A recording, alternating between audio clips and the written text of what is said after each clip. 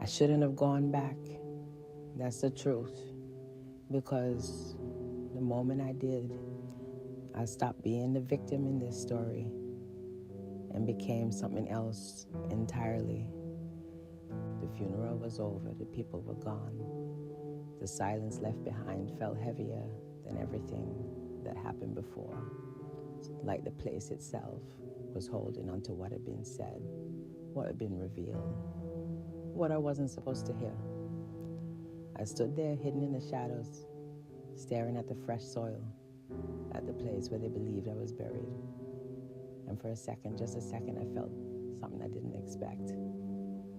Not grief, not anger, something colder. Detachment, like that version of me was already gone, already left behind with that coffin. We need to move, he said quietly beside me. But I didn't respond immediately, because something else had caught my attention. A car, parked further down the road. Engine off, lights off, but not empty. We're not alone, I said under my breath. He followed my gaze instantly, his posture shifting, alert, ready. You saw someone? He asked. No, I replied. I felt it. That was enough. We moved without another word, stepping deeper into the shadows, keeping distance, watching instead of reacting, because reacting was what they expected. And then the door opened, slowly, deliberately. A man stepped out, alone, at least. That's how it looked. He didn't rush, didn't look around nervously, just walked forward toward the grave, toward me, toward the place where I was supposed to be buried. My breathing slowed automatically, my focus sharpening, because something about him didn't match the others, didn't match the funeral, didn't match grief. This wasn't someone saying goodbye. This was someone checking something. He's not here for mourning, I said quietly. He's here to confirm. Confirm what? He asked. I didn't answer, because I already knew. The man stopped right in front of the grave, looking down at it for a few seconds, completely still, like he was waiting for something. Then he spoke. It's done. My chest tightened instantly, not from fear, from clarity. That wasn't a question. That was a report, a confirmation. And then he reached into his pocket and pulled something out. A phone. No surprise. But what he did next changed everything. He didn't call. He sent someone a message. Short, fast, final. And within seconds, his phone lit up again. A response. He read it. And for the first time, I saw it. A reaction. Small, controlled, but real. He wasn't expecting what he just received. Something's wrong, I whispered, because if the man confirmed my death, was confused, then the plan wasn't going the way it was supposed to. We leave now, the one beside me said, but I didn't move, because this was the first crack, the first real mistake, and I wasn't going to waste it. No, I said quietly. We follow him. He hesitated, just for a second, then nodded, because he understood too. This was the moment everything could change. The man turned, walking back toward the car, his movement slightly faster now. Not panicked, but different, like something had shifted in his mind.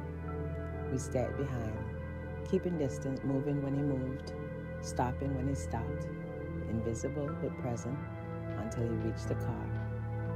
He opened the door, paused, looked at his screen again, and then said something I wasn't supposed to hear. She's not dead. Everything inside me went still, because that meant one thing: they knew.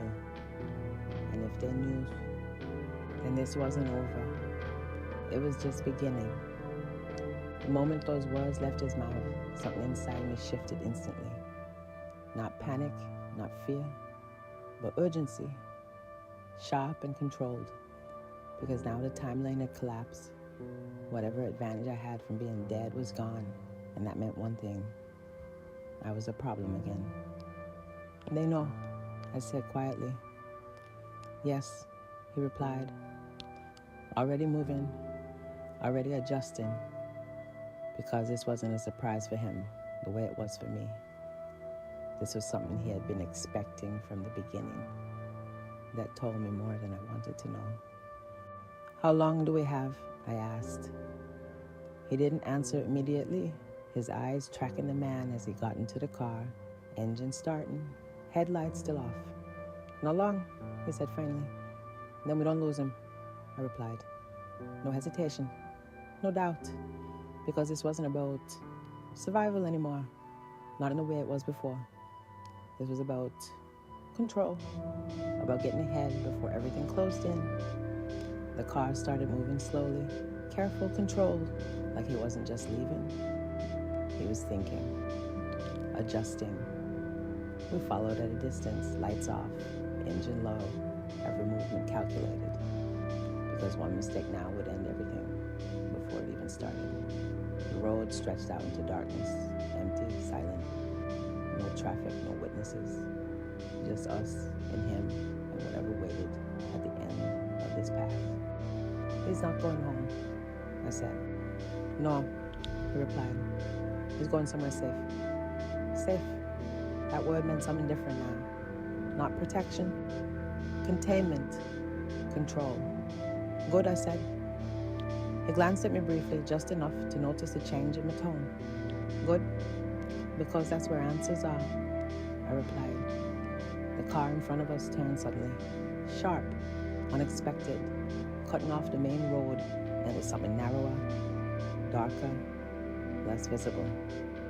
He's checking, he said quietly. For us.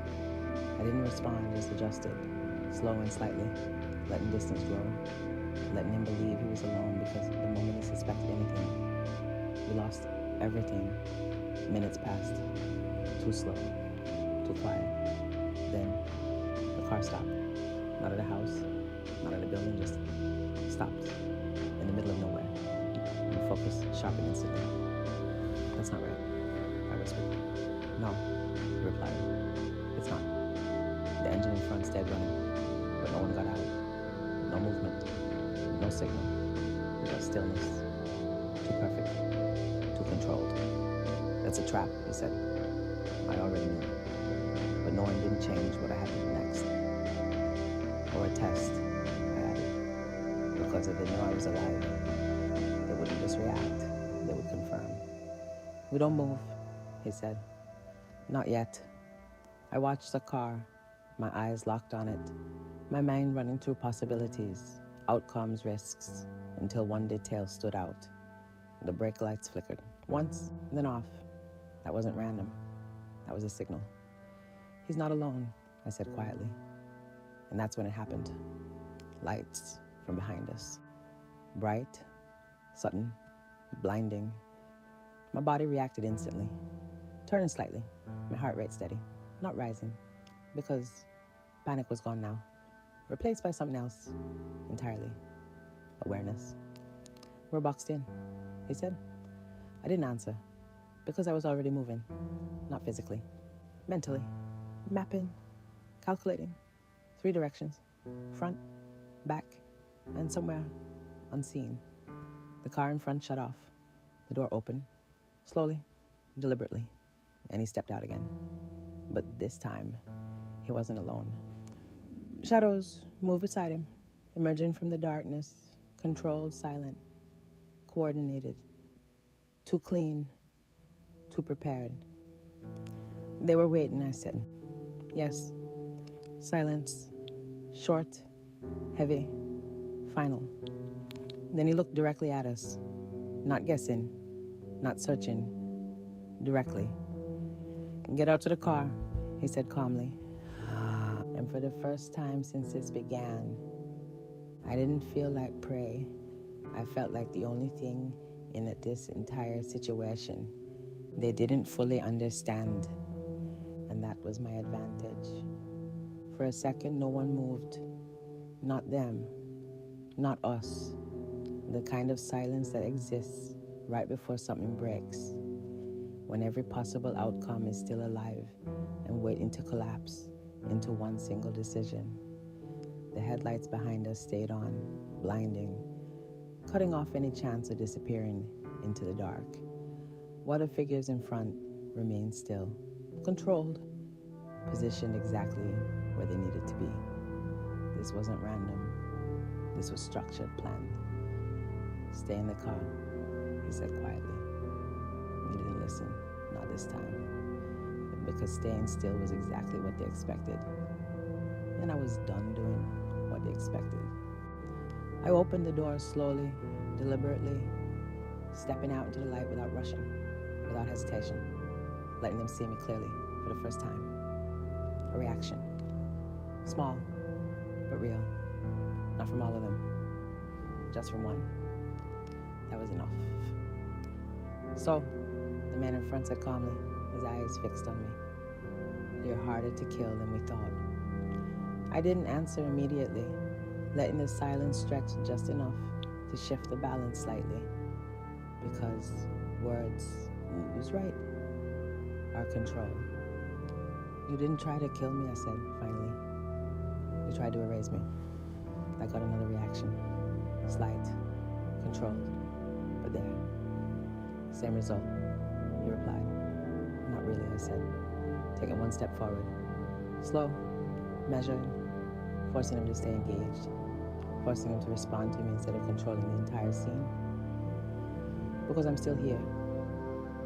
The air tightened instantly, not visibly, but you could feel it. The shift in attention, the recalculation, because now I wasn't just alive. I was standing in front of them without fear. That wasn't part of the plan. "For now," I said, calm, controlled, but not as certain as before. "Good. Why am I still alive?" I asked. Direct. No detours, no hesitation. He didn't answer immediately, and the pause. That hesitation, that was new. That was real. "Because you're useful," he said finally. Of course, that word again. Useful. Always useful. Never human. I almost smiled. "To who?" I asked. This time, the silence lasted longer. The men around him didn't move, didn't react, but I could feel it. Something unspoken passing between them. Something they weren't saying out loud. That meant one thing. The answer mattered. "To people you don't want to meet," he said. That wasn't an answer. That was a warning. "I think I already did," I replied quietly. And that's when something shifted behind him. Movement. Not aggressive, not sudden, but important. Someone stepping forward. Slow, controlled, deliberate. The others didn't react. They adjusted, subtly, making space. That told me everything I needed to know. This was the one in control.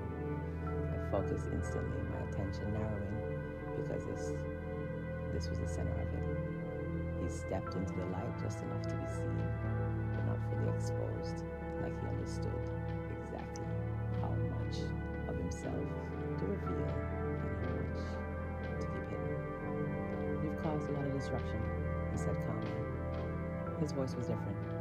Not sharper, not louder, just heavier, like it carried weight. The others didn't. I held his gaze without blinking. "You started it," I replied. A small pause. Then, "No," he said quietly. "And you did." That didn't make sense, not fully. But it hit something deeper, something I couldn't ignore. "Explain," I said. He studied me for a moment, longer than the others did, like he wasn't just looking at me. He was measuring something else, entirely. "You accessed something you weren't supposed to," he said. My mind moved instantly. The files, the system, the connections. "I didn't know what it was," I replied. "Exactly," he said. That word landed heavier than anything else so far. Exactly. That meant it wasn't about intention. It was about capability. "So, this is all because I saw something?" I asked. He shook his head slightly. "No," he said. "This is because you were able to see it." Silence, heavy, final, because now it made sense in a way I didn't want it to. Not everyone could access it. Not everyone could understand it. Not everyone could even find it. But I did. And that meant I wasn't random. I was specific, designed or chosen. You didn't just use me, I said, slowly. You were waiting for me. He didn't deny it. That was the truth. And truths like that change everything. There's a moment when everything stops feeling like chaos and starts looking like design. When every accident, every mistake, every piece of pain begin to align into something intentional, something structured, something that was always moving toward this exact point. And that's when I understood. This wasn't about what I found. It was about the fact that I could find it all. I didn't look away from him. Not this time, not anymore, because whatever this was, they'd already chosen me long before I realized it existed. Why me? I asked. No anger, no fear, just clarity. He stepped closer. Slow, controlled, like the distance between us actually mattered now. Like proximity changed something. Because you see patterns, he said, not just information, not just data. And patterns. The words settled differently because it wasn't random, it wasn't vague, it was precise. Like everything else he said. Lots of people see patterns, I replied. He shook his head slightly. No, he said. They see what they expect. They see what's missing. That hit. Not because it surprised me, but because it explained things I had never been able to explain myself. The details I noticed, the inconsistencies I couldn't ignore, the connection that didn't make sense until they did. So what? I asked. You arouse everyone who notices too much. He didn't answer right away, and that silence was heavier than anything else he had said. We remove risk, he replied finally. Same tone, same control, different weight now. And I'm risk, I said. You were, he corrected. That word changed everything. Were. Past tense. Then what am I now, I asked. This time, he didn't hesitate. Opportunity. Silence. Because that was worse. Much worse. Opportunity means choice. And choice means responsibility. You want me to work for you? I said slowly. He didn't nod, didn't confirm, didn't need to. You were already part of it, he replied. That wasn't an offer. That was a reality. My mind moved fast again, not searching, not reacting, but understanding, because now the pieces were complete enough to see the shape of the whole, the system, the access, the containment, the reason I was still alive. This wasn't about eliminating me anymore. It was about using me correctly. And if I say no, I asked. For the first time, something shifted around us. Not in him, in the others. Subtle, controlled, but there, because that question mattered. Then, this ends the way it was supposed to the first time, he said quietly. Clean, final, no threat, just facts. I let that sit for a moment, not rushing, not reacting, because this was the only real moment that mattered. Not the accident, not the funeral, not the betrayal. This, the choice. I looked around slowly, taking in everything, the cars, the shadows, the people who weren't people anymore, just parts of something larger, something that didn't care about individuals, only function, only results. And then I looked back at him. You made one mistake, I said quietly. His eyes narrowed slightly. What mistake? I took a slow step forward, closing the distance just enough to make the moment real. to make the decision visible. You thought I'd choose the same side you did. Silence. Then I smiled, not out of confidence, not out of control, but because for the first time, this wasn't their move. It was mine. For a moment, no one spoke, not him, not the others, not even the man who had been beside me this entire time, because they were all waiting, not for what I would say, but for what I would do. And that difference was everything. I could feel it now, the weight of it, not pressure, not fear, something heavier, something final, because this wasn't just a decision about survival anymore. This was about who I was going to become after everything that had already been taken from me. I looked at him one last time, really looked, not as the person who betrayed me, not as the one who tried to erase me, but as what he actually was. A system, cold, precise, efficient, and completely incapable of understanding one thing: choice. You think this is control? I said quietly. He didn't react. Of course he didn't. It's not, I continued. It's dependence. And I got a reaction. Small, but real. Because systems don't like being dependent on anything they can't fully control. You need me, I said. Silence. No denial. No correction. That was enough. My mind slowed then. Not racing anymore, not searching, just clear. Because everything had already aligned into a single simple truth. If I walked away, I died. If I stayed, I became them. Neither option felt like survival. But there was a third one. There's always a third one. You just have to be willing to take it. I took a step back. Slow, controlled, not retreating, repositioning. Their attention followed instantly. Every movement tracked, every shift calculated, because now they knew something was about to happen. Good. Let them watch. You're right about one thing, I said. His eyes stayed locked on mine, waiting, measuring. I see what's missing. That line landed exactly where I wanted it to. Not as a statement, as a warning. And what's missing is control over me. Everything happened at once. Not chaos, not panic, precision.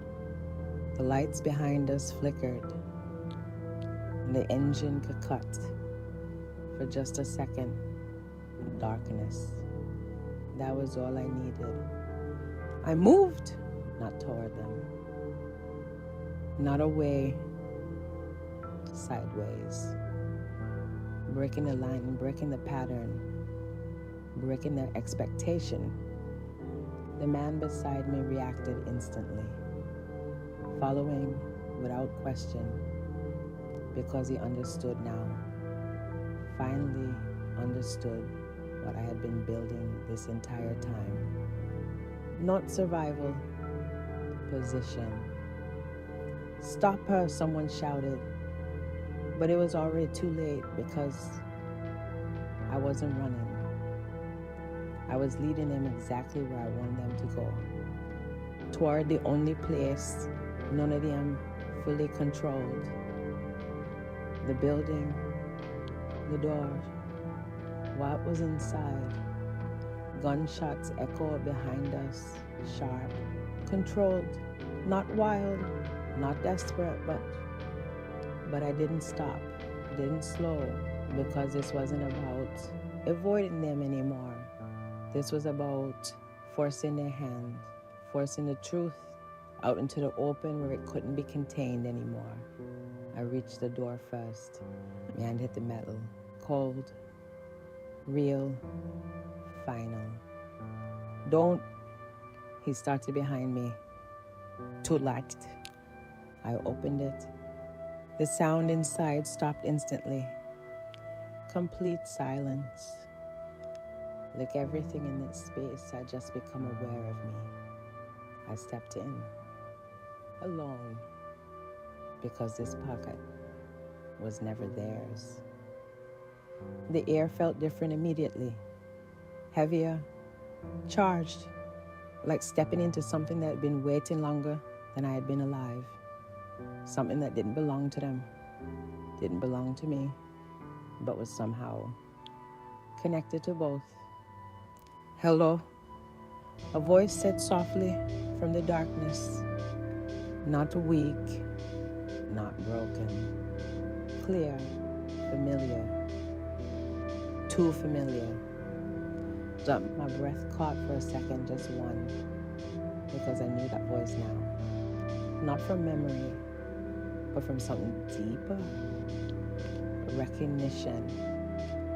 I was wondering when you'd come back, it said. Back, not here, back. That word changed everything. Slowly, the lights came on, and for the first time, I saw it. Not a monster, not a machine, not a subject, a person standing there, looking at me, exactly like me. Same face, same eyes, same everything, but different. Colder, sharper, complete. You're the part they took, I whispered. She smiled. No, she said softly. I'm the part you left behind. Silence. Heavy. Final. Because now I understood the truth they tried to hide. The truth that built everything around. The truth that started all of this. I wasn't broken. I wasn't chosen. I wasn't special. I was incomplete. And she was a part of me that learned how to survive without me. Behind me, I could hear them approaching, stopping at the entrance, not stepping inside, not crossing the threshold, because even they didn't fully control what was in here. No, you have a choice, she said, stepping closer, her voice calm, certain, real in a way nothing else had been. Become whole. She stopped just in front of me, close enough to feel, close enough to understand, or walk away and stay weak.